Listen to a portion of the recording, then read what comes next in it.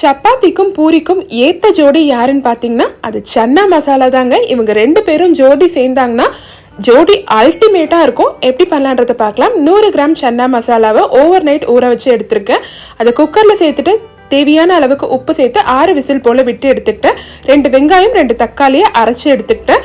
கொண்டக்கடலை வெந்து வந்ததுக்கப்புறம் கடாயில் எண்ணெய், கடுகு, பட்டை, கிராம்பு, ஏலக்காய், சீரகம், பிரியாணி இலை சேர்த்துக்கோங்க. இது கூடவே அரைச்சி வச்சிருந்த வெங்காயம் விழுது, இஞ்சி பூண்டு விழுது, தக்காளி விழுது, இது எல்லாத்தையும் சேர்த்து தக்காளியில் இருக்க தண்ணி போய் எண்ணெய் நல்லா பிரிஞ்சு வர அளவுக்கு குக் பண்ணிவிட்டு மஞ்சள் தூள், தனியாத்தூள், 1 டீஸ்பூன் மிளகாய் தூள், 1/2 டீஸ்பூன் சன்னா மசாலா, 1/4 டீஸ்பூன் பெருங்காயத்தூள் சேர்த்து எல்லாத்தையும் நல்லா மிக்ஸ் பண்ணிவிட்டு ஒரு கொத்து கருவேப்பிலை, வேக வச்சு வச்சுருந்த கொண்டக்கடலை சேர்த்து நல்லா மிக்ஸ் பண்ணி விட்டு தேவையான அளவுக்கு உப்பு, 1 கப் அளவுக்கு தண்ணி சேர்த்து எண்ணெய் நல்லா பிரிஞ்சு வர அளவுக்கு குக் பண்ணிவிட்டு பிரிஞ்சு வந்ததுக்கப்புறம் நறுக்கின கொத்தமல்லியை தூவி 1 டீஸ்பூன் கசூரி மேத்தி தூவி நல்லா மிக்ஸ் பண்ணி விட்டு இறக்குனீங்கன்னா சூப்பரான சன்னா மசாலா ரெடி.